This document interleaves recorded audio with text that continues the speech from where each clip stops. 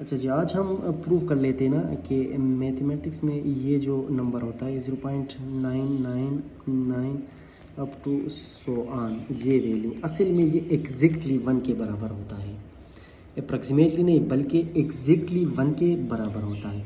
अब हम इसको 2-3 तरीक़ों से प्रूव कर सकते हैं। तो आज के इस वीडियो में हम 2 तरीक़ों से इसको प्रूव कर लेते हैं। तो समझ जाए ना। अब इसका मतलब क्या है? इसका मतलब ये है ना कि अगर आप ये लिख लेते हैं 1.999 इस तरह आप लिख लेते हैं डॉट डॉट, तो फिर ये किसके बराबर है? 2 के बराबर है।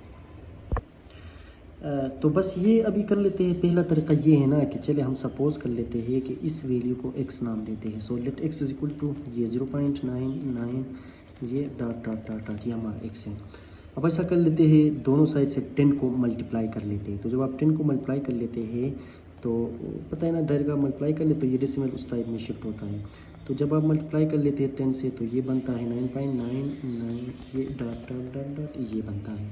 अब आप देख ले मज़ीद इसको सिंप्लीफाई कर ले तो 10x इक्वल टू, इसको हम इस तरह लिख सकते हैं 9 प्लस ये 0.99 अप टू सो ऑन, ये लिख सकते हैं।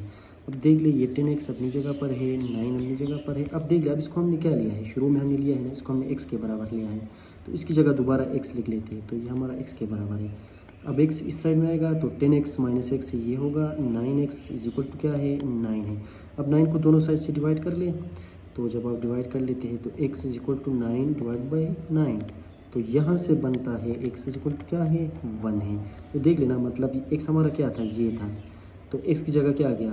1 आ गया। तो 1 is equal to 0.9999 so on. अच्छा, अब ऐसा कर लेते हैं, वही चीज़ है, इसको हम सेकेंड मेथड से कर लेते हैं। तो सेकेंड मेथड से करने के लिए देख लेना, ज्योमेट्रिक सीरीज़ का ये यूज़ कर लेते हैं। तो हम इसको लिख सकते हैं, देख ले ये हमारा वैल्यू है ना, तो ये इसको हम इस तरह लिख सकते हैं। देख ले 0.9 लिख लेते हैं प्लस 0.09 लिख लेते हैं और प्लस 0.009 प्लस सो ऑन। देख ले, इनको ऐड कर लेंगे तो दोबारा यही वैल्यू आता है। तो मतलब इसको हम इस तरह लिख सकते हैं। अब यहाँ पर एक सीरीज़ बना है, इनफाइनाइट सीरीज़ है। अब ये जो इनफाइनाइट सीरीज़ है ना, ये ज्योमेट्रिक सीरीज़ है। और ज्योमेट्रिक सीरीज़ ऐसा है कि जिसमें कॉमन रेशो जो है वो 0.1 है, क्योंकि जब आप 0.09 डिवाइडेड बाई 0.9 कर लेते हैं तो इसका आंसर आपको क्या देता है? 0.1 देता है। या आप सारों के लिए चेक कर ले, दिस डिवाइड बाई दिस कर ले या दिस डिवाइड बाई दिस, इन सब का आंसर 0.1 देता है, 0.1 देता है। तो इसका मतलब ये हमारे पास ज्योमेट्रिक सीरीज़ है, इनफाइनाइट ज्योमेट्रिक सीरीज़ है, और उसमें जो कॉमन रेशो है वो क्या है? r इज इक्वल टू 0.1 है। और हमें पता है कि इनफाइनाइट ज्योमेट्रिक सीरीज़ का सम सिर्फ उस वक्त एग्जिस्ट करता है जब उस पे कॉमन रेशो का जो वैल्यू है वो कहाँ पर बिलोंग करता है? -1 और 1 के बीच में लाई करता है। तो अब ये वैल्यू इस इंटरवल में लाई करता है, इसका मतलब हम इसका सम फाइंड कर सकते हैं। और इसके सम का जो फार्मूला है ना, अगर आपको याद है, a1 divided by 1 minus r के बराबर है। अब यहाँ पर a1 मतलब पहला टर्म है, पहला टर्म क्या है? 0.9 है, 0.9 सही ना।